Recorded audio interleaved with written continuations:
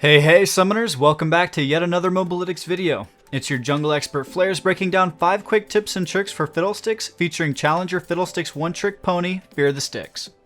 You can catch all of his content on Twitch and YouTube, which the links you'll find below and down in the description. So without any further delay, let's get right into it.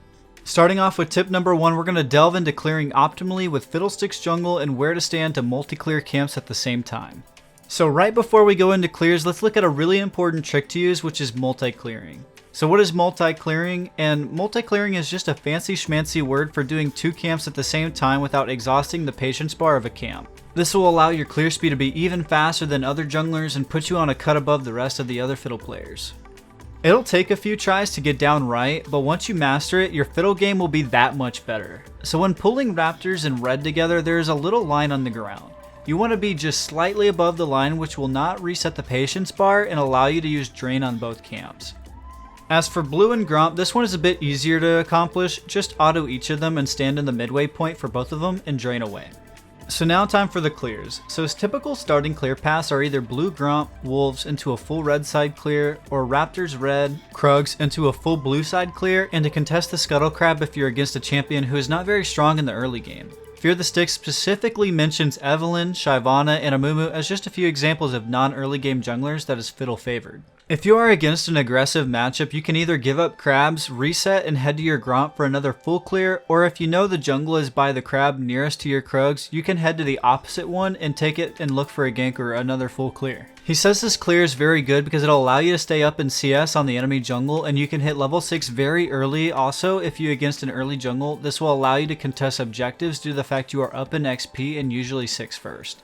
And for the other clear is starting red raptors, wolves, blue gromp into a gank, bot, or middle, then take crab. This clear works really well if you're against an aggressive jungle that usually starts red buff. He mentions Lee Sin, Rengar, Graves, and Olaf as some of those aggressive junglers. The reason for this is because it'll allow you to gank a lane, for instance bot side, without the fear of getting counter ganked, and then you usually will get a crab without being contested since the enemy jungle is on the opposite side of the map. Next up for tip number 2, we have some ultimate tricks that'll extend the range of your ultimate to surprise your enemies and secure more kills.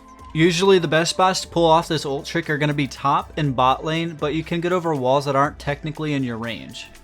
Starting off with top lane, you'll want to place yourself in the very highest part that you can walk and place your cursor between these 2 trees here. Cast your ultimate and you'll be spat out further than you would otherwise. As for bot lane, you'll want to place your cursor on the rock on the right just above the waterfall. Ulting here will practically put you under the tower for insane ganks and even easier kills. For number 3, sneaking dragons and rift heralds never look so easy. Yes, you can actually sneak and kill dragon or rift if the enemy has taken the rift scuttle outside of the vision range. When I found out this one, I was honestly blown away. You can use your reap to aggro the dragon or rift to leash it closer to the edge, and then use your drain from over the terrain and outside of the scuttle vision until you successfully finish it. Now, you obviously still need to be careful no one walks into the river, but most people won't check since they have that false sense of security with the scuttle vision. Moving on to tip number 4, we're going to show you how to use his new effigy passive to bait enemies into feeding you more gold. The cool thing about Fiddle's effigies is that when Fiddlesticks is holding still for a certain amount of time, his health bar and character icon on the minimap will actually disappear.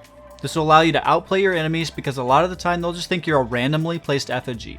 This will allow you to outplay your opponents because they'll be baited in and only soon to find themselves back in spawn. And for our last and final tip, we have the long-standing debate between Dark Harvest and Electrocute.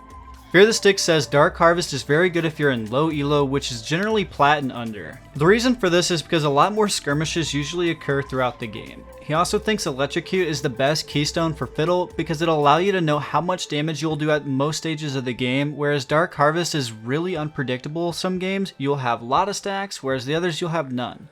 Additionally, he also says you're going to want to take Ultimate Hunter over say Relentless Hunter or Ravenous Hunter because he cannot stress enough about having your ultimate up as soon as possible to keep putting out tons of damage. And if you're that worried about zooming around the map, he says you can slot out Gathering Storm for water walking to address his low mobility. Well, summoners, that's all we have for this Fiddle video, and a massive thank you to Fear-the-Sticks for providing all the amazing information. Be sure to check down below to check out his content on Twitch and YouTube, but also be sure to check out our other videos where we regularly dish out informational content to help you get that competitive edge in your ranked games. Thank you all so much for watching, have a wonderful rest of your day, and see you in the next one.